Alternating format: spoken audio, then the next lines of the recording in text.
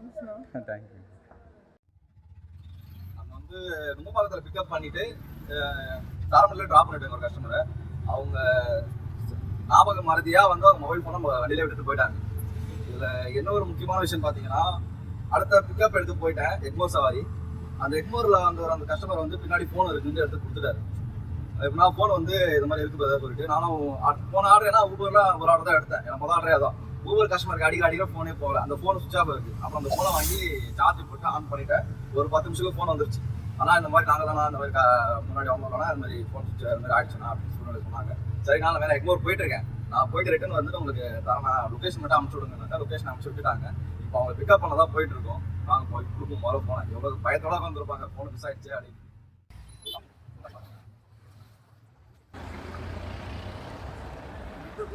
ஃபோனை எப்படி பண்ணிட்டீங்களாண்ணா?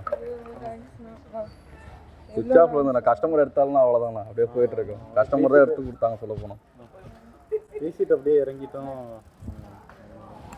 ஓகேண்ணா தேங்க்ஸ்ண்ணா. அண்ணா இருங்கண்ணா, எவ்வளோ தூரம் நீங்கள் எக்மோர்ல இருந்து வந்திருக்கீங்க? அதே நம்பருக்கு அதே நம்பர் தாங்க ஜிபே நம்பர். ரொம்ப தேங்க்ஸ்ண்ணா. தேங்க்யூ.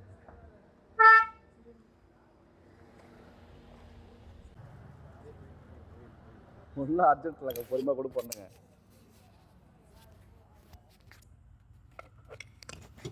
இந்த கஸ்டமர் கிட்ட எவ்வளோ சொன்னா நான் காசு வேணான்ட்டு அவங்க வந்து இல்லைனா நீங்கள் அவ்வளோ தூரம் வந்திருக்கீங்க எங்களுக்காக தரணான்ட்டு சொன்னாங்க. சரி தாங்கலாம் அதுக்கு மறுக்க முடியல கொடுத்துட்டாங்க. இப்போ ஏதோ ஒரு 300 இல்லை அது மாதிரி தான் கொடுப்பாங்கன்னு பார்த்தேன். கடைசியில் பார்த்தா 500 ஜிபே பண்ணிட்டாங்க. எனக்கு ரொம்ப ஷாக் ஆயிடுச்சு அப்படின்ட்டு. அவங்க கடைசியாக அந்த திருச்சிட்டு பரவாயில்ல அப்படின்னு சொன்னாங்க. ரொம்ப சந்தோஷமா இருந்தது. அதான் இதில் நல்லா புரியுதுன்னா நல்லதே செய் நல்லதே நடக்குன்ற மாதிரி. நான் சவாரி வந்தால் கூட அந்த அமௌண்ட் வந்துருப்பான்னு தெரியல. அந்த அமௌண்ட் கொடுத்தாங்க. அடுத்து பார்த்தீங்கன்னா வர கஸ்டமர் தயவு செஞ்சு உங்கள் மொபைலோ இல்லை வேறு ஏதாவது ஒரு பொருள் எடுத்து வைக்கணும் லாபகமாக எடுத்துகிட்டு போயிடுங்க.